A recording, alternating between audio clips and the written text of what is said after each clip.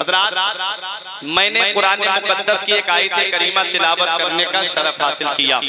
رب ارشاد فرماتا ہے یا ایھا الذین آمنو، اے ایمان والو، اتقوا اللہ، اللہ سے ڈرو، وکونوا مع الصادقین، اور سچوں کے ساتھ ہو جاؤ۔ اس آیت کریمہ میں 3 جز ہیں۔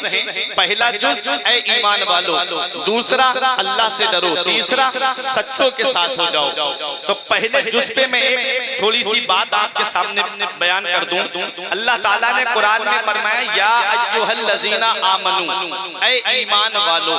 پورا قرآن آپ پڑھیں، جتنے پیارے لقب سے اللہ نے امت محمدیہ کو قرآن میں یاد فرمایا ہے، اتنے پیارے لقب سے کسی پیغمبر کی امت کو یاد نہیں کیا۔ اللہ نے قوم نوح کو پکارا تو فرمایا یا قوم نوح، اللہ نے قوم سمود کو پکارا تو فرمایا یا قوم سمود، اللہ نے بنی اسرائیل کو پکارا تو فرمایا یا بنی اسرائیل۔ اللہ نے کسی کو اصحاب ایکا فرمایا، کسی کو اصحاب الاخدود فرمایا، کسی کو بستی کے نام سے منسوب کیا، کسی کو اس کے علاقے کے نام سے منسوب کیا، کسی کو جو ہے پیغمبر کے نام سے منسوب کیا۔ لیکن اپنی قسمت پہ ناز کرو، پروردگار عالم نے جب امت محمدیہ کا ذکر قرآن میں فرمایا ہے تو رب فرماتا ہے یا ایھا الذین آمنو، اے ایمان والو۔ مفسرین کرام فرماتے ہیں پورے قرآن میں جہاں جہاں یا ایھا الذین آمنو ہے، وہاں وہاں مدینے والے مصطفیٰ کی امت مراد ہے۔ اب آؤ دیکھو، آمنو میں 4 حرف ہیں اور چاروں حرف ہمیں الگ الگ پیغام دیتے ہیں۔ یہ علماء کرام اپنی دعاؤں سے نوازیں گے۔ 4 حرف ہیں۔ پہلا حرف آمنو میں حمزہ، میں آپ کو سمجھانے کے طور پہ بول رہا ہوں، یہ علماء کرام تو جانتے ہیں، ایک الف ہوتا ہے اور ایک حمزہ ہوتا ہے۔ الف اسے کہتے ہیں جس پر کوئی حرکت نہ آئے، زبر زیر پیش ان تینوں حرکتوں میں سے کوئی حرکت نہ ہو اسے الف کہتے ہیں، اور جس پہ حرکت آ جاتی ہے اسے حمزہ کہتے ہیں، ٹھیک ہے؟ لیکن آپ جب دیکھو گے تو وہ آپ کو الف لگے گا نا، تو میں آپ کو سمجھانے کے طور پہ بول رہا ہوں۔ آمنو میں پہلا حرف حمزہ یعنی الف، دوسرا حرف میم، تیسرا حرف نون، چوتھا حرف واو۔ یہ چاروں حرف ہمیں الگ الگ پیغام دے رہے ہیں۔ الف کہہ رہا ہے اللہ کو مانو، میم کہہ رہی ہے محمد رسول اللہ کو مانو، نون کہہ رہا ہے سارے نبیوں کو مانو، اور واو کہہ رہا ہے سارے ولیوں کو مانو۔ سبحان اللہ، سبحان تبھی آپ ایمان والے ہوگے۔ اللہ کو مانو گے، رسول اللہ کو مانو گے، سارے نبیوں کو مانو گے، اور سارے ولیوں کو مانو گے۔ الحمدللہ ہم اعلیٰ حضرت سے محبت کرتے ہیں، ہمارے سینے میں اعلیٰ حضرت رضی اللہ تعالیٰ عنہ کی محبت ہے، اور ہم سارے ولیوں کو کی بارگاہ میں خراج عقیدت پیش کرتے ہیں۔ ہم اعلیٰ حضرت کے چاہنے والے ہیں، سارے ولیوں کو اپنے سر کا تاج سمجھتے ہیں۔ اب دوسرا جز آتا ہے اتقوا اللہ، اللہ سے ڈرو۔ یہ تقویٰ ہے، تقویٰ سے ٹھیک بنا اتقوا اللہ، ویسے لغوی معنی تو اس کے بچنے کے آتے ہیں، لیکن جب تقوی کی نسبت اللہ کی بارگاہ کی طرف کی جاتی ہے تو معنی ڈرنے کے آتے ہیں، اور جب تقوی کی نسبت غیر اللہ کی طرف کی جاتی ہے تو معنی بچنے کے آتے ہیں، کیونکہ اللہ سے کوئی بچ نہیں سکتا، اس لیے ترجمہ کیا جاتا ہے اللہ سے ڈرو۔ حضرات کیا آپ سے میں پوچھنا چاہتا ہوں، کیا آج ہم اللہ سے ڈر رہے ہیں؟ کیا آج ہم اپنے خدا سے ڈر رہے ہیں؟ کیا آج ہم اپنے معبود سے ڈر رہے ہیں؟ آج اگر آپ کو پتا چل جائے، آپ فرید پور اپنے گھر سے باہر نکلو اور پتا چل جائے چوراہے کی طرف پولیس چیکنگ کر رہی ہے، کس کی واہن کی چیکنگ ہو رہی ہے، گاڑی کی چیکنگ ہو رہی ہے، 4 ویلر کی چیکنگ ہو رہی ہے، 2 ویلر کی چیکنگ ہو رہی ہے، آپ کیا کرتے ہو؟ 2 ویلر والے جاتے نہیں اس راستے پہ، گھر آتے ہیں، آ کر کے ہیلمٹ لے کر کے جاتے ہیں، اپنے سر پہ ہیلمٹ لگاتے ہیں، کیوں؟ کیونکہ پولیس کا ڈر ہے، اگر گاڑی پکڑ لی گئی تو آج ہماری گاڑی کا چالان کٹ جائے گا، ہماری گاڑی کی وجہ سے ہمارے اوپر پلانٹی پڑ جائے گی، ہم کو جرمانہ دینا پڑ جائے گا۔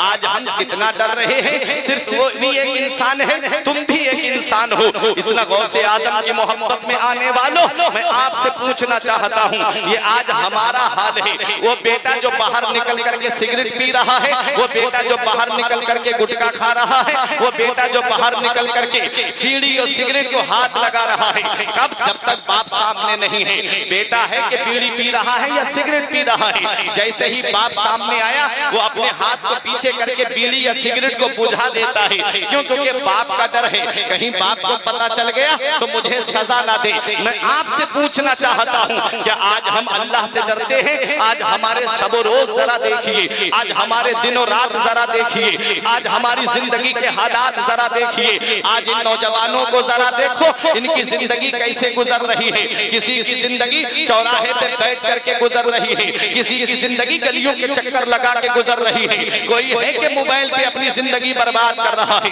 کوئی واٹس ایپ پہ زندگی تباہ کر رہا ہے، کوئی فیس بک پہ زندگی برباد کر رہا ہے، کوئی انسٹاگرام پہ زندگی برباد کر رہا ہے۔ تعلیم سے ان کو مطلب نہیں، ایجوکیشن سے ان کو مطلب نہیں، شکشا سے ان کو مطلب نہیں، پڑھائی لکھائی سے ان کو مطلب نہیں۔ آج 70 سال کی محنت ان کی رنگ لے کر کے آئی ہے جو آج مسلمانوں پہ قبضہ ہے۔ جدھر دیکھو وہ مسلمان مظلوم اور ستائے ہوئے نظر آتے ہیں، کیوں؟ کیونکہ 70 سال سے وہ محنت کر رہے تھے۔ تم ہو کہ بس اتنا سن لیا جلسے میں، جب تک ہندوستان میں غریب نواز ہے مسلمانوں کا کچھ نہیں ہوگا۔ ہاں میں جانتا ہوں اللہ نے غریب نواز کو یہ طاقت دی ہے، اللہ نے غریب نواز کو اتنا پاور اختیار دیا ہے کہ میرے غریب نواز چاہے تو کٹورا پلٹ دے پورا ہندوستان روپوش ہو جائے۔ لیکن اتنا یاد رکھنا، غریب نواز کی تعلیم کو کیا تم نے اپنایا؟ غریب نواز کے بتائے طریقے پہ کیا تم چلے؟ غریب نواز کی اداؤں کو کیا تم نے اپنایا؟ صرف نعروں سے جنت نہیں ملے گی، صرف ہاتھ اٹھانے سے جنت نہیں ملے گی۔ کس نے تم سے کہہ دیا کہ صرف ہاتھ اٹھاؤ گے جنت میں چلے جاؤ گے؟ نماز ایک وقت کی نہیں پڑھتا، روزے رمضان شریف کے مہینے میں گلی میں کھلے عام کھاتا پھر رہا ہے اور دعویٰ ہے کہ میں جنت میں جاؤں گا اور دعویٰ ہے کہ مجھے جنت ملے گی۔ میں نے نبی کے نام پہ ہاتھ اٹھایا ہے، میں نے غوث اعظم کے نام پہ ہاتھ اٹھایا ہے، میں نے غریب نواز کے نام پہ ہاتھ اٹھایا ہے۔ اتنا یاد رکھنا پیارے مسلمانوں، میں آپ کو ایک پیغام دے کر کے جا رہا ہوں۔ اللہ قرآن میں فرماتا ہے ام حسبتم ان تدخلوا الجنت، کیا تم گمان کرتے ہو کہ تمہیں جنت میں داخل کر دیا جائے گا اور تمہارا امتحان نہیں لیا جائے گا، تمہیں آزمایا نہیں جائے گا؟ اللہ ہمارا امتحان ہونا ہے، ہماری آزمائش ہونی ہے، ہمارا امتحان لیا جائے گا۔ جنت اتنی آسان نہیں ہے۔ جن کو دنیا میں جنتی ہونے کی بشارت نبی نے دی، جن کو دنیا میں نبی نے فرمایا جسے جنتی دیکھنا ہو وہ عشرائے مبشرہ کو دیکھ لے، وہ میرے صحابہ کو دیکھ لے۔ 10 صحابہ اکرام ایسے ہیں جنہیں اللہ کے حبیب نے دنیا میں جنتی ہونے کی بشارت دی ہے۔ ایک حضرت ابو بکر صدیق ہیں، ایک حضرت عمر فاروق اعظم ہیں، ایک حضرت عثمان غنی ہیں، ایک حضرت مولا علی ہیں۔ آؤ میں سب کے نام بتاؤں گا، وقت کافی گزر جائے گا، صرف ایک صحابی کا میں ذکر کرتا ہوں۔ تاریخ بتاتی ہے، اسلامی ہسٹری ہمیں یہ درس دیتی ہے۔ صرف اپنے ذہن میں یہ باتیں بٹھا کر کے مت بیٹھو، دیکھو ان کی شان جن کو دنیا میں نبی نے جنتی ہونے کی بشارت دی، ذرا ان کا مقام تو دیکھو جن کے بارے میں نبی فرمائے میرے عثمان وہ ہے جو آج کے بعد غزوہ تبوک کے موقع پر جب انہوں نے اپنا مال راہ خدا میں خرچ کیا تو آقا نے دست مبارک اٹھا کے دعا کی تھی، اے اللہ آج کے بعد میرا عثمان جو بھی کرے گا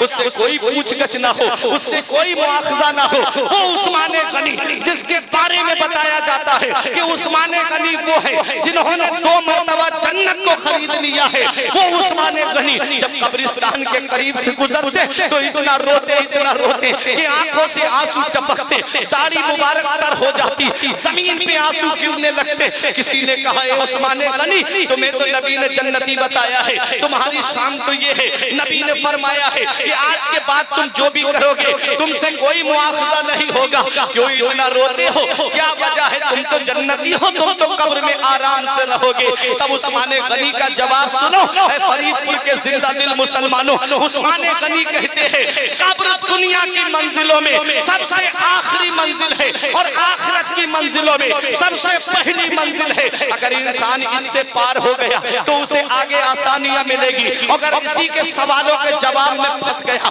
تو آگے بڑی سخت منزلیں ہیں۔ میرا امام پکار کے کہتا ہے ان کو رحم آئے تو آئے ورنہ، ان کو رحم آئے تو آئے ورنہ، وہ کڑی مار ہے کیا ہونا ہے چھپے لوگوں سے کیے، جس کے گناہ وہ خبردار ہے کیا ہونا ہے۔ واہ بھائی واہ، نعرہ تکبیر، نعرہ رسالت، نعرہ غوثیت۔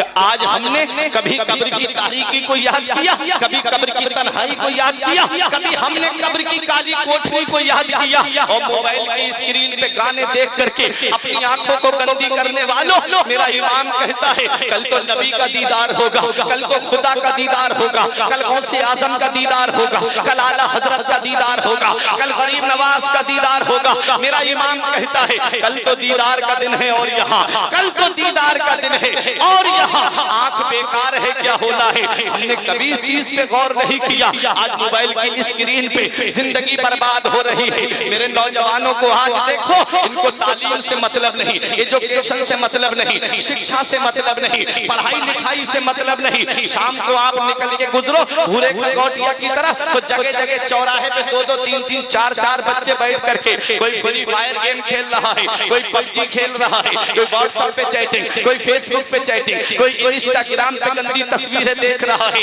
میں آپ سے پوچھنا چاہتا ہوں کیا اس دنیا میں ہمیشہ رہنے کے لیے آئے ہو؟ ارے ابھی ڈینگو بخار چل رہا ہے، میں نے خود ایسے لوگوں کو دیکھا جو جوان تھے، کڑیل جوان، چند منٹ نہیں لگے اور وہ اس دنیا سے چلے گئے۔ کیا سمجھتے ہو اس دنیا میں ہمیشہ رہنا ہے؟ کیا سمجھتے ہو اس دنیا میں ہمیشہ کے لیے آئے ہو؟ نہیں نہیں، اس دنیا میں ہمیشہ نہیں رہنا ہے۔ اتنا یاد رکھو اس دنیا سے پتہ نہیں کب ہمیں کوچ کر کے جانا پڑ جائے۔ میرے آقا فرماتے ہیں میری امت پہ ایک وقت ایسا آئے گا، یہ حدیث میں نے ریاض الصالحین کے اندر پڑھی، آقا فرماتے ہیں میری امت پہ ایک وقت ایسا آئے گا کہ وہ صبح کو مومن ہوں گے تو شام کو کافر ہو جائیں گے، شام کو مومن ہوں گے تو صبح کو کافر ہو جائیں گے۔ اللہ اکبر، ایسے ایسے کفریہ گانے چل رہے ہیں۔ میری قوم کا نوجوان کانوں میں بلوٹوتھ لگائی، کانوں میں ایئر فون لگائی اور کار کے اندر گانے بجاتا ہوا، موٹر سائیکل پہ کفریہ گانے بجاتا ہوا۔ میں آپ سے پوچھنا چاہتا ہوں اگر یہ کفریہ گانے سنتے سنتے اسی حال میں موت آ گئی تو کون ہے جو قبر میں تمہارے کام آئے گا؟ کون ہے جو قبر کی سختیوں سے تمہیں بچائے گا؟ اس لیے یہ زندگی اس حال میں گزار کے جاؤ، اس حال میں یہ زندگی گزار کے جاؤ کہ تمہارا رب تم سے راضی ہو، تمہارے رسول تم سے راضی ہو، اور جب جنازہ اٹھے تو محلے کے لوگ یہ کہتے کہ لحد میں عشق رخ شہ کا داغ لے کے چلے، لحد میں عشق رخ شہ کا داغ لے کے چلے، اندھیری رات سنی تھی چراغ لے کے چلے۔ نعرہ تکبیر، نعرہ رسالت، نعرہ غوثیت، اسلام نگر گھوٹیا، نعرہ تکبیر، سبحان اللہ سبحان اللہ۔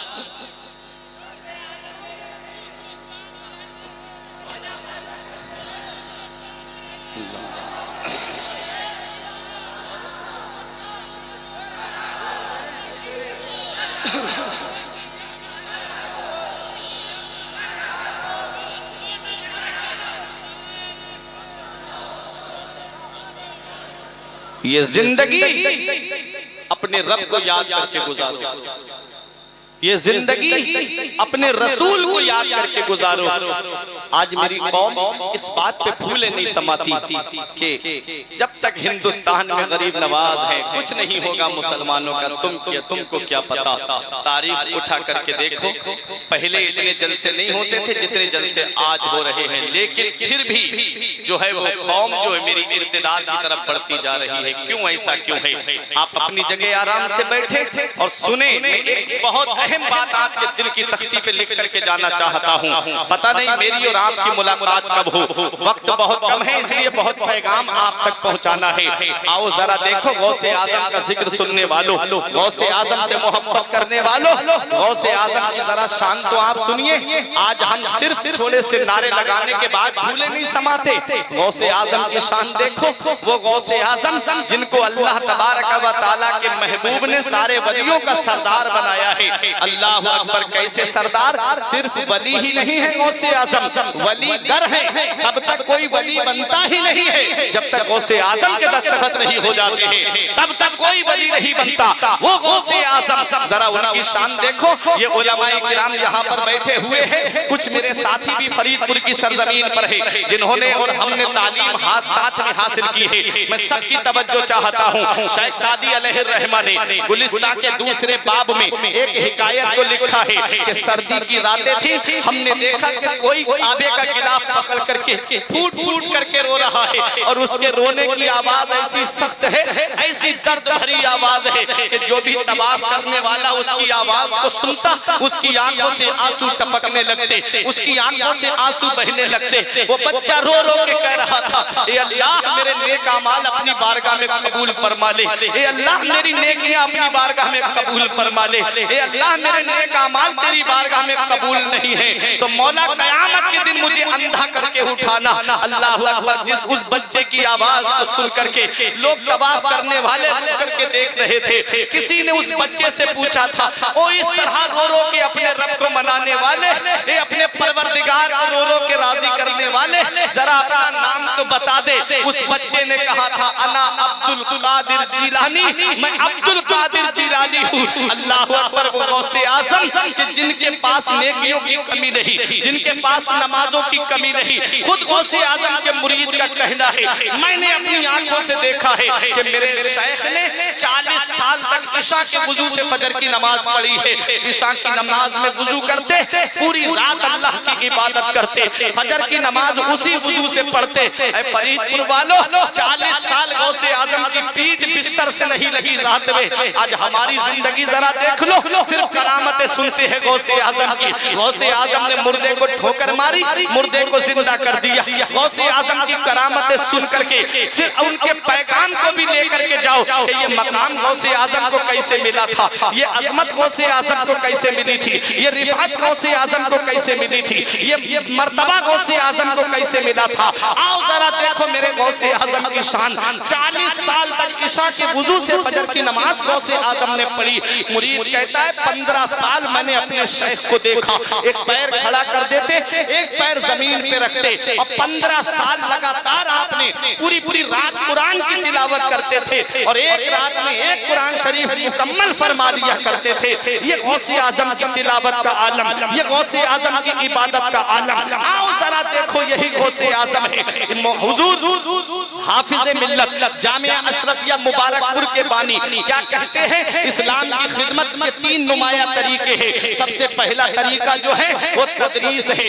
آدمی مدرسے میں بیٹھ کر کے درس و تدریس دیتا ہے، اس کے ذریعے اسلام کی خدمت ہوتی ہے۔ تیسرا اسلام کی خدمت کا نمایاں طریقہ تصنیف ہے، کتابیں لکھتا ہے، تب اسلام کی خدمت ہوتی ہے۔ کتابوں کے ذریعے لوگ دین حاصل کرتے ہیں، اپنے مذہب کی باتیں حاصل کرتے ہیں۔ اور تیسری بات جو حضور حافظ ملت نے فرمائی وہ یہ ہے کہ تقریر کے ذریعے اسلام کی خدمت ہوتی ہے، واعظ کے ذریعے اسلام کی خدمت ہوتی ہے۔ اب بات ہو کہاں رہے ہیں؟ اب جو تمہیں زیادہ ہنسائے اس کی بہت بابا ہوتی ہے، جو جتنے زیادہ لطیفے تمہیں سنائے تو آدمی سوچتا ہے بہت اچھی تقریر ہوئی۔ کب تک ممبروں سے ہنسی اور مذاق کے پیغام دیتے رہو گے؟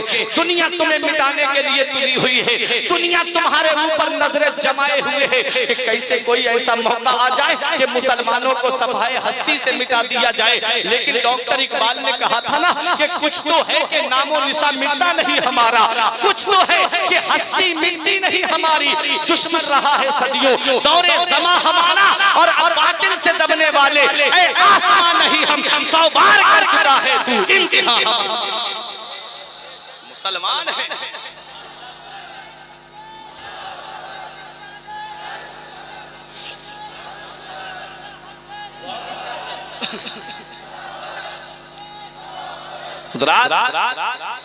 تو غوث اعظم کی زندگی کو آپ دیکھیں، تینوں طریقے سے اسلام کی خدمت کی ہے غوث اعظم۔ مدرسے میں بیٹھ کر کے پڑھایا غوث اعظم، تعلیم دی غوث اعظم نے، مدرسے میں بیٹھ کر کے علم دین سکھایا بچوں کو غوث اعظم نے، اور تصنیف کا یہ عالم، کتابیں تو لکھی غوث اعظم نے۔ 500 فتاوی کا جواب ایک دن میں غوث اعظم دیتے تھے۔ 500 فتوے آتے تھے غوث اعظم کی بارگاہ میں ایک دن میں۔ مدرسہ بھی پڑھانا، بچوں کی تربیت بھی کرنا، تعلیم دینا بچوں کو، پھر تصنیف بھی کرنا، فتاوے بھی لکھنا، مرید آ رہے ہیں خانقاہ میں انہیں مرید بھی کرنا، پھر اس کے بعد تقریر کے ذریعے لوگوں کی اصلاح بھی کرنا۔ کتنا کام رہا غوث اعظم کو، لیکن کوئی ایک منٹ ایک لمحہ ایسا بتا دو غوث اعظم کا جس میں وہ اپنے رب کے ذکر سے غافل ہوئے ہوں۔ کوئی بھی لمحہ آپ ایسا نہیں دکھا سکتے جس میں انہوں نے अपने रब को भुलाया हो, अपने रब की याद ना की हो। अल्लाह अकबर। याद रखो प्यारे मुसलमानों, सच्चा गौसे आजम का आशिक वही है जो गौसे आजम की अदाओं को अपनाएगा, जो गौसे आजम के तरीके को अपनाएगा। गौसे आजम हर मैदान में आप जो है वो इस्लाम की खिदमत करते नजर आ रहे हैं। गौसे आजम को ये मकाम मिला कैसे है? तो खुद गौसे आजम फरमाते हैं, दरस्तुल इल्म हत्ता सिरतो कुतबा, मैंने इल्म हासिल किया है, अल्लाह ने मुझे कुतुब बना दिया। क्या सरदारी कैसे मिली? बुलंद रुतबा कैसे मिला? फरमाते हैं दरस्तुल इल्म हत्ता सिरतो कुतबा, मैंने इल्म हासिल किया, अल्लाह ने मुझे कुतुब बना दिया। पता चला सरदारी इल्म से मिलती है, बुलंद रुतबा इल्म से मिलता है, बुलंद मकाम इल्म से मिलता है, बुलंद अजमत इल्म से मिलती है। अगर आपके पास इल्म नहीं है, अगर आपके पास तालीम नहीं है, अगर आपके पास शिक्षा नहीं है, अगर आपके पास एजुकेशन नहीं है, तो लोग आपको मोहब्बत की नजर से नहीं देखेंगे, लोग आपको प्यार की नजर से नहीं देखेंगे। ये उलमाए किराम ऊपर बैठे हुए हैं तलवाए इज़ाम, और आप नीचे बैठे हुए हो। ये इल्म की बरकत नहीं है तो फिर और क्या है? आपके सामने बड़े बड़े खुतबा आएंगे, ये इल्म ही की तो बरकत है। याद रखो प्यारे मुसलमानों, तालीम जिसके अंदर होती है लोग उसको बड़ा मुहज्जम शुमार करते हैं, बहुत ज्यादा उससे अदब से पेश आते हैं। आओ गौसे आजम की जरा सीरत देखो, गौसे आजम बनते कैसे हैं? गौसे आजम ऐसे ही कोई नहीं बन जाता है। ये तो आज हमने सोच रखा है ना कि हम चाहे कितनी भी चोरी और डकैती करें हमारी औलाद नेक हो जाएगी, हम चाहे कितना भी खैनी और गुटखा खाएं मेरी औलाद बीड़ी और सिगरेट को हाथ नहीं लगाएगी। ये तो आज हमने सोच रखा है।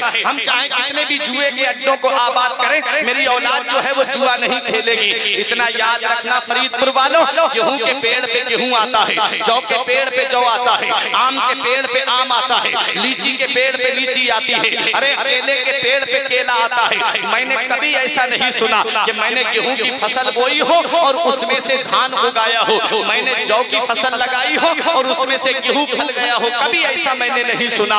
और मैंने ये भी नहीं देखा कि आम का बाग है उसमें से सेब फल गया हो, कभी ऐसा नहीं होता है। अल्लाह का कानून चलता है, बंदे का कानून नहीं चलता। अल्लाह का कानून है गेहूं के पेड़ पे गेहूं आए, आम के पेड़ पे आम आए, जौ के पेड़ पे जौ आए, लीची के पेड़ पे लीची आए। प्यारे मुसलमानों, आज हमने सोच रखा है हम चाहे कितने भी गुनाह के काम करें बस मेरी औलाद मुत्तकी हो जाएगी, मेरी औलाद परहेजगार हो जाएगी। ऐसा नहीं है प्यारे मुसलमानों। आओ मैं आपको दिखाना चाहता हूँ, जब बाप नेक होता है और माँ नेक होती है तो औलाद भी परहेजगार होती है, औलाद भी मुत्तकी होती है। आओ जरा देखो आज हमारे यहाँ के नौजवानों की जिंदगी देखो, किसी की जिंदगी व्हाट्सएप से गुजर रही है, कोई फेसबुक और ट्विटर और यूट्यूब देख करके अपनी जिंदगी के शब रोज गुजार रहा है। नमाज से उनको मतलब नहीं, रोजे से उनको मतलब नहीं। आओ जरा देखो हमारे यहाँ के नौजवानों की जिंदगी देखो, और एक वो नौजवान है जो दरिया के किनारे लेटा हुआ है, भूख ने निढाल कर दिया है, भूख की शिद्दत ने बेचैन कर दिया है। सोचा दरिया के किनारे बैठ करके कोई मुबाह चीज मिल जाएगी, उठा करके खा लूंगा, भूख मिट जाएगी मेरे पेट की। दरिया के किनारे एक सेब बहता हुआ आया, सेब उठाया था, वाकया आपने सुना है, बस मंजर बताना चाहता हूँ। एक लुकमा खाया था सेब का, अंदर से तकवे ने झंझोड़ दिया, परहेजगारी ने झंझोड़ दिया। ए अबू सालेह, ये तुमने क्या कर दिया? ये तुमने सेब खाया है, ये किसी बाग का होगा और बाग का कोई मालिक होगा, तुमने बगैर मालिक की मर्जी के ये सेब खाया है। कयामत के दिन क्या जवाब दोगे बाग के मालिक को जो उसने लाके तुम्हें रब की बारगाह में खड़ा कर दिया? ये परहेजगारी थी, ये तकवा था गौसे आजम के वालिद का। गौसे आजम ऐसे ही नहीं बन जाते हैं। देखे गौसे आजम के जरा वालिद की शान देखे। आज मेरी कौम का भाई कहता है पैसा हो चाहे जैसा हो, चाहे किसी का हक मार के पैसा कमाया जाए मुझे पैसा चाहिए, चाहे किसी की जमीन पे कब्जा करके पैसा कमाया जाए मुझे पैसा चाहिए, चाहे किसी के प्लाट को डबल दो बार बेचना पड़े मुझे पैसा चाहिए, बस मुझे पैसा मिलना चाहिए। ये आज मेरी कौम ने सोच रखा है। कहते हैं कब्र की कब्र में देखी जाएगी, हश्र की हश्र में देखी जाएगी। तुम्हें क्या पता कब्र की मंजिल منزلیں کتنی سخت ہے، جو جانتے ہیں قبر کی منزلیں ان سے پوچھو۔ یہ اولاد کے لیے دولت جمع کی، یہ پیسہ اولاد کے لیے جمع کیا، جب روح نکل گئی وہی اولاد قبرستان میں منو مٹی کے نیچے دفن کر کے چلی آئی، اس کو موبائل چلانے سے فرصت نہیں، تیرے لیے ایصال ثواب کیا کرے گی، اسے یوٹیوب دیکھنے سے فرصت نہیں، تیرے لیے قرآن پڑھ کر کے کیا ایصال ثواب کرے گی۔ اس لیے یاد رکھنا پیارے مسلمانوں، یہی ایک پیغام دے کر کے جا رہا ہوں تاکہ یہ دل کی تختی پہ لکھ جائے۔ اگر تم چاہتے ہو کہ قبر میں آرام سے رہو، قبر میں چین ملے، سکون ملے، تو اپنی اولاد کو یا تو عالم بنا کر کے جانا یا حافظ بنا کر کے جانا، کیونکہ اولاد جب عالم ہوگی، حافظ ہوگی تو جنازہ اٹھتا ہوگا، وہ بٹوارے کی لڑائی نہیں کرے گی بلکہ سورہ یاسین پڑھ کر کے ایصال ثواب کرے گی۔ اس لیے یاد رکھو، دینی تعلیم دو اپنی اولاد کو، شریعت کی تعلیم دو اپنی اولاد کو، نہ وہ دن دور نہیں ہے کہ ترسو کے قبرستان میں لیٹ کر کے کہ کوئی میرے لیے ایصال ثواب کر دیتا۔ اولاد جب عالم ہوگی، حافظ ہوگی تو وہ نماز پڑھے گی تو یہ دعا کرے گی، ربنا اغفر لی ولوالدی وللمؤمنین یوم یقوم الحساب، اے اللہ مجھے بخش دے، میرے ماں باپ کو بخش دے اور سارے مومنین کو بخش دے۔ جب یہ دعا کرے گی وہ دعا زمین کے اوپر کرے گا، اللہ تعالیٰ اس کے ماں باپ کو زمین کے نیچے بخش دے۔ اس لیے دینی تعلیم دو اپنی اولاد کو، قبر کی قبر میں دیکھی جائے گی، حشر کی حشر میں دیکھی جائے گی۔ یہ جملہ نہیں بولنا چاہیے، بڑی سخت منزلیں ہیں۔ روتے تھے اللہ والے قبر کو یاد کر کے، آؤ ذرا دیکھو یہ غوث اعظم کے والد ہیں، آنکھوں میں آنسو آ گئے، کیا جواب دو گے قیامت میں اپنے رب کو؟ چلے دریا کا سفر کرتے کرتے پیدل کئی میل کا سفر کیا، ایک باغ میں پہنچے، وہاں ایک اللہ کا ولی بیٹھ کر کے اللہ اللہ کر رہا ہے، آنے والا بھی اللہ کا ولی اور جو بیٹھا ہے وہ بھی اللہ کا ولی۔ نظریں چار ہوئی، ولی را ولی می شناست، ولی کو ولی پہچانتا ہے۔ نظریں چار ہوئی، سمجھ گئے کہ یہ کوئی معمولی شخصیت نہیں ہے جو میرے پاس آیا ہے۔ آ کر کے نوجوان نے سلام کیا، بزرگ نے جواب دیا، کہو بیٹا کیسے آنا ہوا؟ کہا میں نے آپ کے باغ کا ایک سیب کھا لیا ہے، اس کی معافی کے لیے آیا ہوں۔ بولے کہاں سے آ رہے ہو؟ میں آپ کے گھر پہ جاؤں ڈائریکٹ کہوں مجھے معاف کر دو تو آپ کیا کہو گے؟ ارے کیا نام ہے تمہارا؟ کہاں سے آئے ہو؟ کس چیز کی معافی مانگ رہے ہو؟ بزرگ نے پوچھا بیٹا کہاں سے آ رہے ہو؟ کہا اتنے میل کا سفر کر کے۔ کہا کس چیز کی معافی؟ کہا میں نے آپ کے باغ کا سیب آپ کی بغیر اجازت کے کھا لیا ہے۔ کہا پھر کہا مجھے معاف کر دیجئے۔ جب نظر انیق سے غوث اعظم کے والد کی پیشانی پر جب نظر انیق جمائی تو سمجھ گئے کہ یہ کوئی معمولی شخصیت نہیں ہے، ولی کے سامنے لوح محفوظ ہوتا ہے۔ مولانا روم فرماتے ہیں لوح محفوظ است پیش اولیاء، اولیاء کے سامنے لوح محفوظ ہوتا ہے۔ دیکھ لیا کہ یہ کوئی معمولی شخصیت نہیں ہے، فوراً دل کے اندر ایک محبت جاگ گئی، بیٹا معاف تو کر دوں گا لیکن دو شرطیں ہیں۔ پہلی شرط میرے باغ کی رکھوالی کرو، دوسری شرط پہلی کے پورا ہونے کے بعد بتاؤں گا۔ دیکھو واقعہ آپ نے سنا ہوگا، باغ کی رکھوالی کی جتنی سال کی شرط رکھی گئی، جب رکھوالی پوری ہو گئی تو کہا اب معاف کر دیجئے۔ بولے دوسری شرط رہ گئی ہے۔ کیا دوسری شرط ہے؟ کہا دوسری شرط یہ ہے کہ تم کو میری بیٹی سے نکاح کرنا پڑے گا۔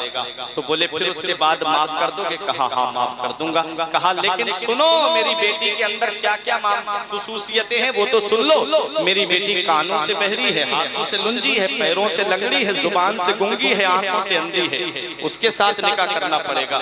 ایسا ماڈل آج کے نوجوان کے سامنے رکھ دیا جائے تو کیا شادی کے لیے تیار ہوگا؟ صرف اتنا پتہ چل جائے لڑکی چلتی ہے تو لنگڑا کے چلتی ہے تو رشتے سے منع کر دیتا ہے، میں لنگڑی کے ساتھ شادی کروں گا۔ یہ غوث اعظم کے والد ہیں، کہتے ہیں دنیا میں سزا برداشت کرنے کے لیے میں تیار ہوں، آخرت میں سزا برداشت نہیں کر پاؤں۔ جانتے ہیں پوری زندگی بٹھا کے کھلانا ہے ایسی لڑکی کو، کوئی خدمت کی امید نہیں، لیکن راضی ہو گئے۔ جب نکاح ہوا کمرے کے اندر گئے تو اندر بیٹھی دلہن اٹھ کے کھڑی ہو گئی، ان کو سلام کیا۔ جب سلام کیا تو فوراً واپس آ گئی، سوچنے لگے پیروں سے لنگڑی ہوتی تو کھڑی کیوں ہوتی، سوچنے لگے اگر زبان سے گنگی ہوتی تو سلام کیوں کرتی، آنکھوں سے اندھی ہوتی تو مجھے دیکھتی کیوں، ہاتھوں سے لنجی ہوتی تو بیٹھنے کا اشارہ کیوں کرتی۔ فوراً واپس آ کر کے بزرگ سے کہا اے فرید پور والوں بہت غور سے سنیے گا، یہ علماء اپنی دعاؤں سے مجھے نوازیں گے۔ جب غوث اعظم کے والد نے کہا کون سے کمرے میں آپ نے مجھے بھیج دیا؟ جس کمرے میں میں گیا ہوں اس میں تو ایک صحیح و سالم عورت بیٹھی ہوئی ہے، جو باتیں آپ نے بتائی تھی اس میں نہیں پائی جاتی ہے۔ تب غوث اعظم کے نانا کی آنکھوں میں آنسو ہے، فرمایا بیٹا جس کمرے میں نے بھیجا ہے وہی تمہاری دلہن ہے، جس عورت کو تم دیکھ کے آئے ہو وہی تمہاری شریک حیات ہے، تمہاری لائف پارٹنر ہے۔ کہا لیکن وہ باتیں اس میں نہیں ہے۔ کہا وضاحت کر دیتا ہوں، مطلب میری باتوں کا سمجھو۔ میں نے کہا میری بیٹی کانوں سے بہری ہے، اس کا مطلب یہ ہے کہ آج تک میری بیٹی نے کوئی گندی بات اپنے کانوں سے نہیں سنی ہے۔ میں نے کہا میری بیٹی ہاتھوں سے لنجی ہے، آج تک کوئی حرام مال اپنے ہاتھ میں نہیں لیا ہے۔ میں نے کہا پیروں سے لنجی ہے، آج تک میری بیٹی میری مرضی کے بغیر قدم گھر سے باہر نہیں نکالی ہے۔ میں نے کہا میری بیٹی آنکھوں سے اندھی ہے، آج تک میری بیٹی نے کسی غیر محرم کو نہیں دیکھا ہے۔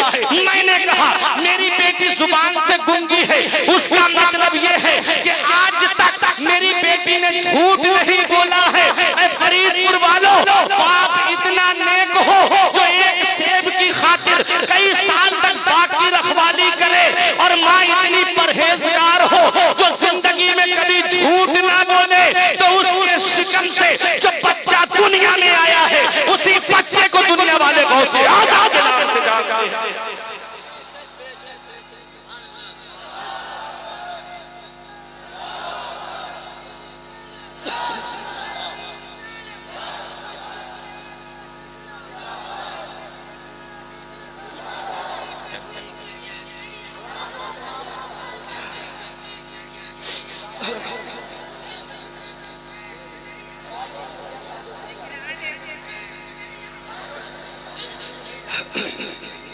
تاج الشریعت، تاج الشریعت۔ اور جب باپ نیک ہوتا ہے اور جب ماں نیک ہوتی ہے تو اولاد بھی پرہیزگار ہوتی ہے۔ باپ متقی ہوتا ہے، ماں متقیہ ہوتی ہے تو اولاد بھی اس کی متقی ہوتی ہے۔ ارے باپ کی شان کا یہ عالم ہو، باپ کی عبادت کا یہ عالم ہو کہ جب مولا علی کے پیر میں تیر لگ جائے، صحابہ تیر نکالے تو درد ہونے لگے، تب مولا علی سے صحابہ کہیں آپ نماز پڑھیے۔ جب آپ نماز کے لیے کھڑے ہوئے، تیر پیر سے نکال لیا، پتہ بھی نہیں چلا۔ مولا علی شیر خدا فرماتے ہیں ارے قسم خدا کی میرے پیر سے تیر نکل گیا، مجھے احساس بھی نہیں ہوا، مجھے پتہ بھی نہیں چلا۔ باپ کی عبادت کا یہ عالم ہے، اور قرآن کی تلاوت کا عالم یہ ہو کہ اپنے حجرے سے نکلے سواری پہ بیٹھنے تک مولا علی پورا قرآن مجید مکمل فرما لے، پورے قرآن کریم کو مولا علی شیر خدا مکمل فرما لے۔ جب باپ کی تلاوت کا یہ عالم ہو اور باپ کی عبادت کا یہ عالم ہو اور ماں کی شان یہ ہو جو رب کی بارگاہ میں کہے مولا کتنی چھوٹی چھوٹی راتیں بنائی ہے، ایک ایسی لمبی رات بنا دے جس میں تیری بندی فاطمہ دل کھول کے تیری عبادت کرے، جو صبح کو بھی قرآن پڑھے، جو شام کو بھی قرآن پڑھے، باپ بھی قرآن پڑھنے والا اور ماں بھی قرآن پڑھنے والی۔ ارے جب باپ قرآن پڑھنے والا علی ہے اور ماں قرآن پڑھنے والی فاطمہ ہے، جب ماں قرآن پڑھنے والی فاطمہ ہوتی ہے تو بیٹا نیزے پہ چل کے قرآن سنانے والا حسین ہے۔ اور جب باپ ابو صالح ہو اور ماں ام الخیر فاطمہ ہو، باپ ابو صالح نیکیوں کا باپ اور ماں ام الخیر نیکیوں کی ماں ہو، تو اس کے شکم سے جو بچہ دنیا میں آیا اسی بچے کو دنیا والے غوث اعظم کے نام سے جانتے ہیں۔ ارے جب باپ سید غیاث الدین ہو اور ماں ماہ نور بی بی ہو تو بیٹا معین الدین چشتی 95 لاکھ غیر مسلموں کو کلمہ پڑھانے والا غریب نواز ہوتا ہے۔ باپ نیک اور ماں نیک تو بیٹا فرید الدین گنج شکر ہوتا ہے۔ باپ متقی اور ماں متقیہ تو بیٹا علاء الدین علی احمد صابر ہوتا ہے۔ باپ کرسی پہ حکومت کی بیٹھ کر کے کبھی سجدے قضا نہ کرے، کبھی اللہ کی عبادت کو ترک نہ کرے، اور ماں قرآن پڑھے اور ماں قرآن پڑھ کر کے اور نماز پڑھ کر کے رب کی بارگاہ میں دعا کرے تو بیٹا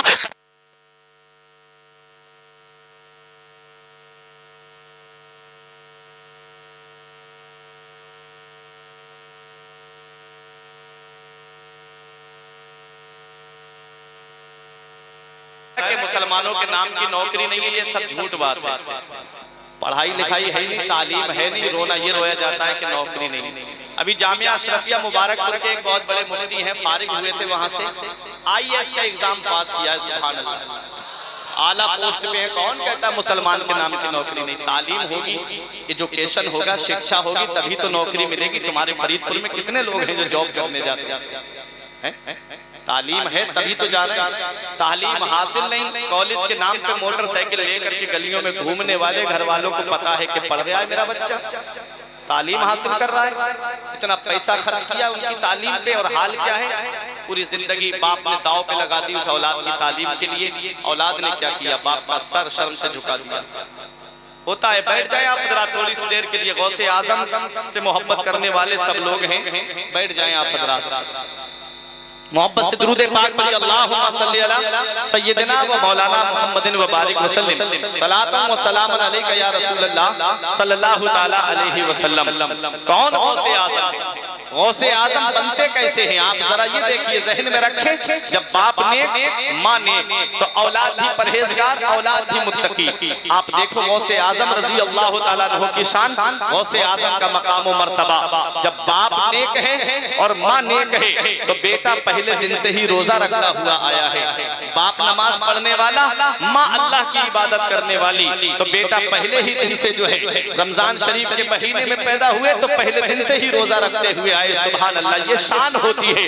अरे जब बाप सैयद गियासुद्दीन होता है और माँ माहे नूर बीबी होती है तो बेटा गरीब नवाज होता है।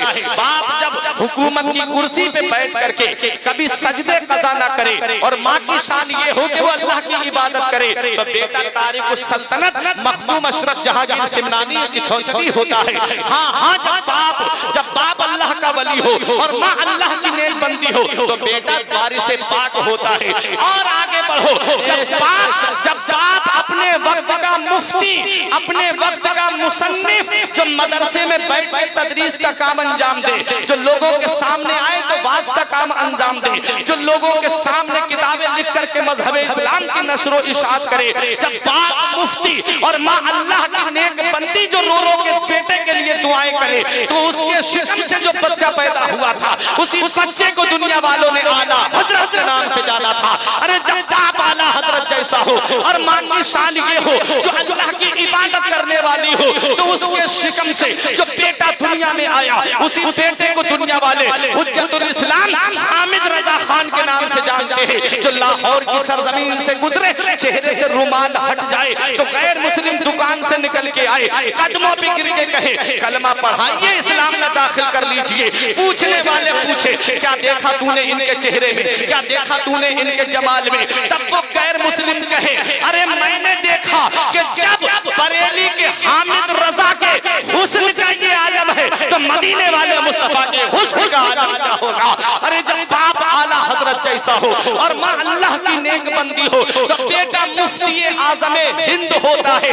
जो स्टेशन पे नमाज पढ़े तो ड्राइवर ट्रेन बढ़ाना चाहे तो ट्रेन अपनी जगह से ना बढ़े, जब मुफ्ती आज़म नमाज पढ़ के ट्रेन में कदम रखे तो ट्रेन आगे बढ़ने लगे।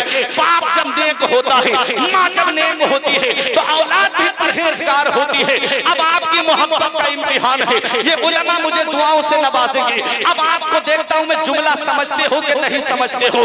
जब बाप नेक और माँ नेक तो औलाद भी परहेजगार होती है। अरे जब बाप मुफस्सिर कुरान हो, बाप वो हो जो कुरान की तफसीर करे तो लोगों का ईमान ताजा हो जाए, और माँ की शान ये हो कि जो अपने जेवर गिरवी रख करके मंजर इस्लाम के मुदर्रिसीन की तनख्वाह अदा कर दे तो उसके शिकम से जो बेटा पैदा होता है उसी बेटे को दुनिया वाले ताजो शरिया के नाम से जानते हैं।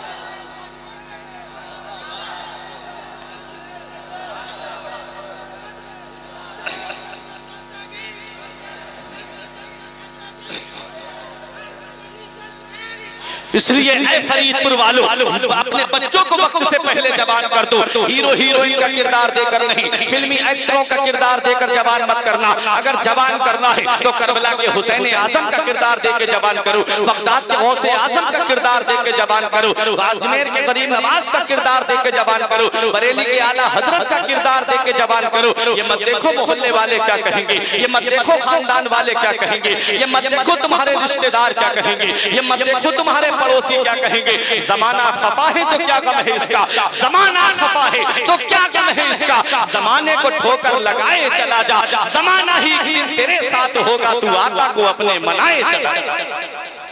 हमें अपने नबी को राजी करना है, हमें अपने रसूल को राजी करना है। दुनिया तो वैसे भी किसी से राजी नहीं, सबसे कोई राजी नहीं। हमको अपने रब को राजी करना है, अपने रसूल को राजी करना है। देखो गौसे आजम बनते कैसे हैं, बाप नेक माँ नेक, तो बेटा पहले दिन से ही रोजा रखता हुआ आया। 18 साल तक गौसे आजम ने कस्बा जीलान के कुर्ब जवार में तालीम हासिल की। मदरसे से आ रहे थे, बैल की पूंछ पकड़ ली, बैल घूमा, इंसानी आवाज में बोला, अब्दुल कादिर, अल्लाह ने तुम्हें खेलने के लिए पैदा नहीं किया है, अल्लाह ने तुम्हें किसी और काम के लिए पैदा किया है। घर पे आए, मकान की छत पे चढ़े। शेख अब्दुल हक मुहद्दिस देहलवी भी लिखते हैं, जैसे ही मकान की छत पे चढ़े, अल्लाह ने पर्दे हटा दिए, आप कस्बा जीलान में खड़े होकर के मैदान अराफात को साफ देख रहे थे। ये गौसे आज़म की शान है। नीचे उतर के आए, अम्मी अब इजाजत दे दो, अब मैं मजीद हुसूल इल्म के लिए बगदाद जाना चाहता हूँ। वो माँ जिसकी उम्र 80 साल के करीब हो गई है, 80 साल की उम्र जब माँ की हो जाए तो सोचो, माँ बाप जब 80 साल की उम्र को पहुंच जाए तो उन्हें औलाद के कितने सहारे की जरूरत होती है, उन्हें औलाद के कितने सहारे की सपोर्ट की जरूरत पड़ती है। 80 साल के जिनके माँ बाप हो गए हैं वो जानते हैं, अरे जिनके माँ बाप 50 से ऊपर पहुंच जाएं तो कमजोरी का कैसा आलम होता है, कितनी औलाद की सपोर्ट की जरूरत पड़ती है। मैं आपसे पूछना चाहता हूँ कि आज की औलाद अपने माँ बाप को सपोर्ट करती है? इल्ला माशाअल्लाह जो है फर्माबरदार, वो अपने माँ बाप की खिदमत करते हैं। लेकिन आओ जरा देखो, ये गौसे आजम की वालिदा है, 80 साल के करीब उम्र हो गई, कहती है मेरे लाल तू इल्म हासिल करने जाना चाहता है, जा मेरे लाल, मैं तुझे रोकूंगी नहीं, कोई और काम के लिए इजाजत मांगता तो नहीं देती, तू इल्म हासिल करने की इजाजत मांग रहा है, इसलिए मैं तुझे रोकूंगी भी नहीं। ये गौसे आजम की वालिदा है, जिन्होंने क़यामत तक औरतों को एक पैगाम दे दिया कि अपने सीने पे औलाद की जुदाई का पत्थर बर्दाश्त कर लेना, लेकिन औलाद को अनपढ़ मत रखना, उसे जाहिल मत रखना, उसे तालीम से हमकिनार करना, उसे एजुकेशन से हमकिनार करना, उसे शिक्षा से हमकिनार करना। और मदीने मुस्तफा ने पैगाम भी दिया है, क्या पैगाम दिया है, अद्दिबू औलादकुम मिन सलासे खिसाल, अपनी औलाद को 3 बातें सिखाओ। ये माँ बाप के ऊपर वाजिब है कि वो 3 बातें अपनी औलाद को जरूर सिखाएं। अगर औलाद को ये 3 बातें नहीं सिखाई, इमाम गजाली फरमाते हैं, अगर औलाद को तालीम नहीं सिखाई, पढ़ाया लिखाया नहीं, तो ये औलाद क़यामत में अपने बाप को रब की बारगाह में खींच के लाएगी और कहेगी मेरे मौला, मेरा बाप मुझे भूखा रखता, नंगा रखता, ये मेरे लिए बेहतर था, लेकिन इसने मुझे जाहिल रखा, इसने मुझे अनपढ़ रखा, इसने मुझे काम काज में लगाए रहा, पढ़ने लिखने नहीं दिया। वो औलाद क़यामत के दिन कहेगी मौला मैं अकेला जहन्नम में नहीं जाऊंगा, बल्कि मेरे साथ मेरे बाप को भी भेज। बताओ प्यारे मुसलमानों, ये औलाद जिसके लिए दौलत जमा की, ये औलाद जिसके लिए पैसा जमा किया, ये औलाद जिसके लिए हमने सरमाया जमा किया, अगर इसे तालीम नहीं दी, पढ़ाया लिखाया नहीं, कुरान की तालीम हदीस की तालीम नहीं दी, तो ये औलाद हमारे जहन्नम में जाने का जरिया बन जाएगी। मदीने वाले मुस्तफा फरमाते हैं अद्दिबू औलादकुम मिन सलासे खिसाल, अपनी औलाद को 3 बातें सिखाओ। सबसे पहली बात हुब्बे नबीयकुम, अपने नबी की मोहब्बत इनको सिखाओ, अपने नबी की मोहब्बत इनको सिखाओ। बचपन से मोबाइल हाथ में देने वालों, अगर बच्चे के हाथ में मोबाइल दोगे, अगर कार्टून दिखाओगे, अगर गाने उन्हें सुनाओगे, अगर फिल्मी गाने उनको सुनाओगे, तो वो बच्चे फिल्मी गाने गाते हुए नजर आएंगे, क्योंकि बच्चों का जहन सादा कागज की तरह होता है, बच्चों का जहन खाली बोतल की तरह होता है। चाहो तो खाली बोतल में पानी भर दो, चाहो तो खाली बोतल में शराब भर दो, चाहो तो खाली बोतल में दूध डाल दो, चाहो तो सादा कागज पे गाने लिख दो, चाहो तो सादा कागज पे कलमा शरीफ लिख दो।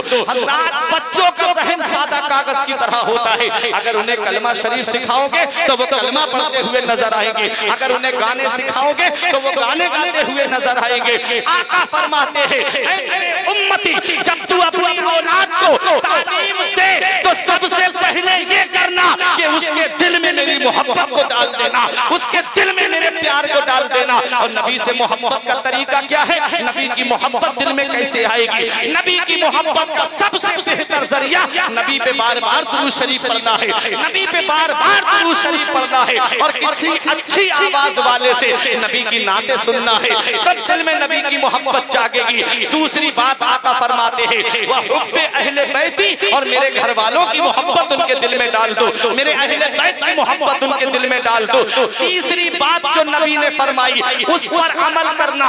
मेरे आका फरमाते हैं वह क़िराअतुल कुरान, और अपनी औलाद को कुरान की तालीम दिलाना, अपनी औलाद को कुरान की तालीम दिलाओ।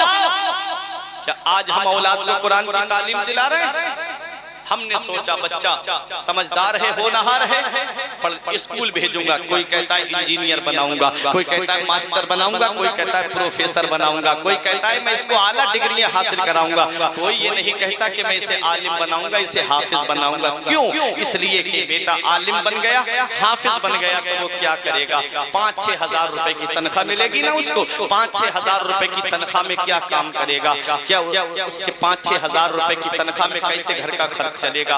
हाँ, मैं मानता हूँ मेरी कौम ने आज अगर मैं इनसे कहूँ कि आप अपने बच्चे को मेरे यहाँ दुकान पे भेज दीजिए नौकरी के लिए, तो आप कहोगे मौलाना साहब कम से कम 15,000 तो सैलरी होनी चाहिए, ताकि वो अपने घर के खर्चे भी तो हैं और भी दीगर अखराजात हैं, महंगाई बहुत ज्यादा बढ़ गई है। आप अपने बच्चों के लिए कहते हो अगर बेटा प्राइवेट जॉब करने जाए तो कहते हो कि 25,000 सैलरी होनी चाहिए, अगर बेटा और जॉब करने जा रहा है तो कहते हो कि 50,000 से कम सैलरी क्या हो। ये आज हमारी सोच बन गई है कि आज हम अपनी औलाद के लिए तालीम, अपनी औलाद की जॉब के लिए सोचें तो सोचते हैं 15,000, 20,000, 25,000, 50,000 सैलरी होनी चाहिए। और मस्जिद का इमाम कभी उसके ऊपर आपने गौर किया?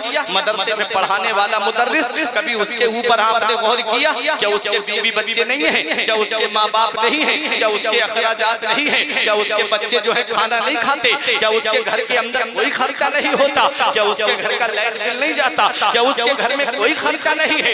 खुद के ऊपर मामला आया तो तनख्वाह 25,000 होनी चाहिए। अगर कोई मुक़्तदी मोहब्बत करने वाला उसने ये कह दिया इमाम साहब की 5,000 तनख्वाह है, 6,000 तनख्वाह होनी चाहिए, तो लोगों के पेट में दर्द उठने लगता है। जुमे में 10-12 मुक़्तदी ऐसे खड़े हो जाते हैं, क्या जरूरत थी 1,000 बढ़ाने की? सही तो चल रहा था 5,000 में, अरे 4,000 में इनसे अच्छा इमाम हम ला करके रख देंगे। ये सोचें आज हमारी बन गई है। इसीलिए आज अमीरों के बच्चे मदरसे में पढ़ते हुए आपको नहीं मिलेंगे, अमीरों के बच्चे दीनी तालीम हासिल करते आपको नहीं मिलेंगे, अगर गरीबों के बच्चे आपको मदरसे में मिलेंगे। लेकिन अल्लाह के कुरान की शान देखो तो कितना भी अपने ज़हन के अंदर ये बिठा लो कि बेटा आलिम बन गया, बेटा हाफिज बन गया तो उसके घर के खर्चे पूरे नहीं होंगे। ये सिर्फ तुम्हारी सोच है। मैंने अपनी आंखों से 50,000 की तनख्वाह पाने वाले को परेशान देखा है और 5,000 की तनख्वाह पे गुजर बसर करने वाला इमाम इशा की नमाज सुकून से पढ़ाता है और पूरी रात आराम से सोता है और फजर में उठ के अल्लाह का जिक्र करता है। वो जानता है दौलत देने वाली ज़ात अल्लाह की है, पैसा देने वाली ज़ात अल्लाह की है, सरमाया देने वाली ज़ात अल्लाह की है, रुपया देने वाली ज़ात अल्लाह की है। वो जानता है मन यत्तक़िल्लाह यजअल लहू मखरजन व यरज़ुक़हु मिन हैसु ला यहतसिब व मन यतवक्कल अलल्लाहि फहुवा हस्बुह। मेरा रब कुरान में फरमाता है जो अल्लाह से डरता है अल्लाह उसके लिए निजात का रास्ता निकाल देता है और उसे ऐसी जगह से रोजी देता है जहां से बंदे का वहम गुमान भी नहीं होता है। ये आलिम है, ये हाफिज है, इनकी जिंदगी को आप देखो, इनकी जिंदगी के शब रोज को देखो, पूरे मजमे में आप देख लो कोई ऐसा लिबास नहीं पहना होगा जो कौम का एक तालिब इल्म पहने हुए है। इनके लिबास को देखो, इनके चेहरों को देखो, चेहरों से नूरानियत टपक रही है, लिबास साफ सुथरा है। क्या समझते हो जिसके सीने में कुरान आ जाता है सबसे बड़ी दौलत कुरान की तालीम है। जिसके सीने में कुरान की तालीम होगी उसे कब्र के अंदर मिट्टी नहीं खाएगी और जब वो जाएगा क़यामत में तो जहन्नम में नहीं बल्कि सीधा जन्नत में जाएगा। नारे तकबीर, नारे रिसालत, नारे गौसियत, मसलके आला हजरत, इस्लाम नगर गोटिया। इश्क मोहब्बत, इश्क मोहब्बत, इश्क मोहब्बत, इश्क मोहब्बत। नारे तकबीर। वो राज़िक है गिज़ा कीड़ों को देता है वो पत्थर में, वो राज़िक है गिज़ा कीड़ों को देता है वो पत्थर में। بھٹکتا پھرتا ہے انسان کے روزی کے چکر میں، اڑانے بھر ہواؤں میں یا لگا گوتے سمندر میں، ملے گا بس وہی جتنا کہ لکھا ہے مقدر میں۔ بار میں پارے میں رب نے فرمایا وَمَا مِن دَابَّةٍ فِي الْأَرْضِ إِلَّا عَلَى اللَّهِ رِزْقُهَا، زمین میں رنگنے والی کوئی چیز ایسی نہیں ہے جس کا رزق جو ہے وہ اللہ کے ذمہ کرم پہ نہ ہو، سب کو روزی میرا رب دیتا ہے۔ تو علماء کو بھی حفاظ کو بھی روزی میرا رب دیتا ہے۔ کسی امام کو آپ نے بھوک کی وجہ سے خودکشی کرتے ہوئے نہیں دیکھا ہوگا، اور ہم نے بڑی بڑی تنخواہیں پانے والوں کو سوسائڈ کرتے ہوئے دیکھا ہے۔ کیوں؟ کیونکہ جس کے سینے میں قرآن ہوتا ہے وہ غریب نہیں ہوتا ہے، وہ سب سے امیر ہوتا ہے۔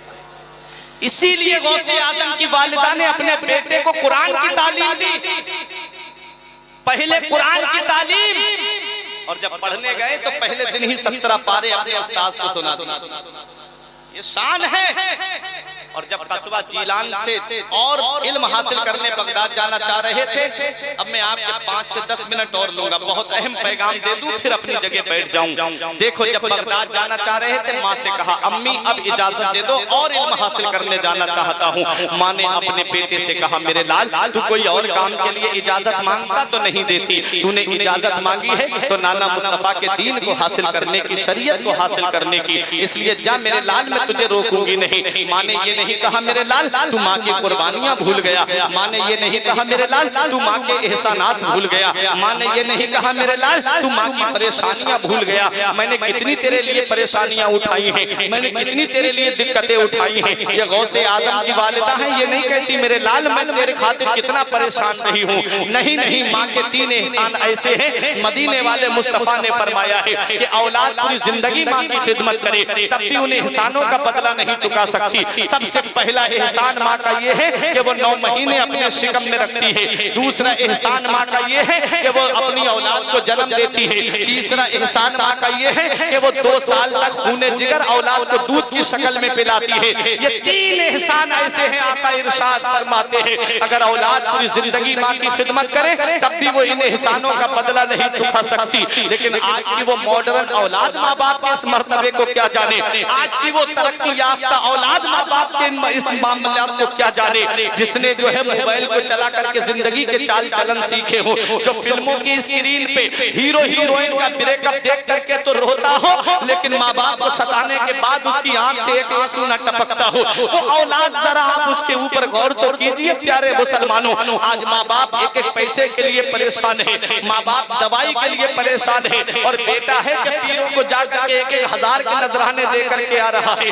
گھر میں ماں باپ دوائی کے لیے پریشان ہے، بیٹا ہے کہ عمرے کے ٹوروں پہ ٹور کر رہا ہے، بیٹا ہے کہ بغداد کے چکر لگا رہا ہے، بیٹا ہے کہ اجمیر شریف کی بسوں میں بیٹھ کر کے اجمیر شریف کے لیے جا رہا ہے۔ کیا تجھ سے غریب نواز راضی ہو جائیں گے اگر تجھ سے تیرے ماں باپ ناراض ہیں؟ کیا غوث اعظم راضی ہو جائیں گے اگر تجھ سے تیرے ماں باپ ناراض ہیں؟ کیا مدینے والے مصطفیٰ راضی ہو جائیں گے اگر تجھ سے تیرے ماں باپ ناراض ہیں؟ آقا کی بارگاہ میں یمن کے نوجوان صحابی نے آ کے کہا تھا آقا اب میں آپ کی بارگاہ میں آ گیا ہوں، اب میں واپس نہیں جاؤں گا۔ آقا ارشاد فرماتے ہیں حل لک ابوایا، کیا تمہارے ماں باپ زندہ ہیں؟ عرض کیا ہاں یا رسول اللہ میرے ماں باپ زندہ ہیں۔ آقا ارشاد فرماتے ہیں کیا اجازت لے کے آئے ہو، کیا پوچھ کر کے آئے ہو کہ میں آقا کی بارگاہ میں جا رہا ہوں اب میں واپس نہیں آؤں گا؟ تو صحابی کہتے ہیں یا رسول اللہ میں پوچھ کے آیا ہوں، اجازت لے کے آیا ہوں۔ آقا فرماتے کیا انہیں یہ پتا ہے کہ اب تم واپس نہیں جاؤ گے لوٹ کے؟ کہا ہاں یا رسول اللہ یہ بھی پتا ہے۔ آقا فرماتے ہیں کیا تم نے جب ماں باپ سے یہ کہا تھا کہ اب ان کا بیٹا واپس نہیں آئے گا تو ماں باپ ہنس رہے تھے کہ رو رہے تھے؟ کہتے یا رسول اللہ جب میں نے یہ کہا ابا اماں سے کہ اب میں جا رہا ہوں نبی کی بارگاہ میں، زندگی جتنی بچی ہے مدینہ شریف میں گزاروں گا، انتقال ہو گیا تو مدفن مدینے میں بنے گا، واپس نہیں آؤں گا۔ کہتے جب اتنا کہا آقا میں نے تو میرے ماں باپ گلے لگ کر کے پھوٹ پھوٹ کر کے رو رہے تھے کہ بیٹا جا رہا ہے اب واپس نہیں آئے گا۔ بیٹے کی محبت میں پھوٹ پھوٹ کر کے رو رہے تھے۔ آقا کی ارشاد فرماتے ہیں حدیث پاک میں ہے آقا اٹھ جلال میں اٹھ کے کھڑے ہو گئے، ارشاد فرماتے ہیں ارجع الیہما فادھکہما کما ابقیتہما، اے میرے صحابی واپس چلے جاؤ، جہاں سے آئے ہو وہیں لوٹ کے چلے جاؤ، اور جیسے ماں باپ کو رلا کے آئے ہو ویسے انہیں ہنسا دو، وہ یمن میں خوش ہو جائیں گے تیرا نبی تجھ سے مدینے کے راضی کیا سمجھے وہ ماں باپ کے اوپر ظلم و ستم کر کے وہ ماں باپ کو سرسا کر کے بغداد کے چکر لگانے والوں اجمیر کے چکر لگانے والوں عربی شریف کے مہینے میں 10 دیگے بنوانے والوں جب تک ماں باپ راضی نہیں ہے بغداد کا غوث راضی نہیں ہوگا اجمیر کا غریب نواز راضی نہیں ہوگا ارے تو اپنے گھر میں اپنے ماں باپ کو راضی کر لے اور ایک چھوٹی سی پتیلی کے اندر فاتحہ کا سامان جمع کر کے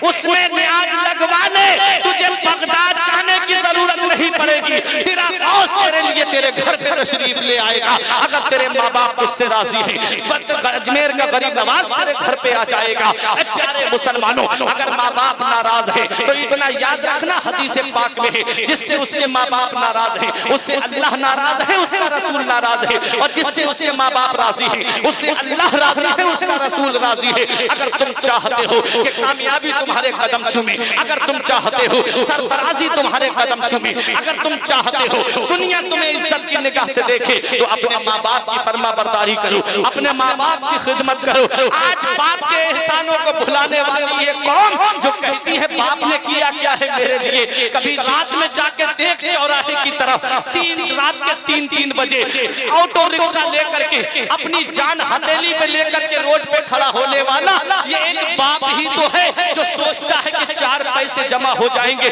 میری اولاد کی تعلیم میں کام آئیں گے میری اولاد کی پڑھائی میں کام آئیں گے میری اولاد کی شکشا میں کام آئیں گے ارے تم تو گھر پہ آرام سے بیٹھے ہو وہ شدت کی گرمی میں 3 منزل پہ سر پہ اینٹیں لے کر کے چڑھ رہا ہے ایک ہی درد ہے کہ پیسے کماؤں گا میری اولاد پڑھ لکھ جائے گی ایک ہی درد ہے کہ میں پیسے جمع کروں گا میری اولاد کی جوانی پہ کام آئیں گے اسے میری طرح مزدوری کرنی نہیں پڑے گی یہ کوچنگ کی فیسیں بھرنے والا یہ ایک باپ ہی تو ہے یہ کالج کی فیسیں بھرنے والا یہ ایک باپ ہی تو ہے یہ یونیورسٹی کی فیسیں بھرنے والا یہ ایک باپ ہی تو ہے جسم پہ پھٹا ہوا لباس پہن کر کے عید کی نماز کو ادا کرتا ہے اولاد کو نئے کپڑے بنا کے دیتا ہے دل میں یہی درد ہے کہ میری اولاد ہے یہ بڑی ہوگی میرے بڑھاپے کا سہارا بن جائے گی آج وہی اولاد جوان ہوئی 4 پیسے کمانے لگی ماں باپ کا بستر گھر سے باہر کر دیا خود ایئر کنڈیشن روم میں ماں باپ تینوں میں رہ کر کے زندگی گزار رہے کیا اسی دن کے لیے ماں باپ اولاد کو جوان کرتے ہیں کیا اسی دن کے لیے ماں باپ اولاد کو پالتے ہیں کیا اسی دن کے لیے ماں باپ نے اولاد کو جوان کیا تھا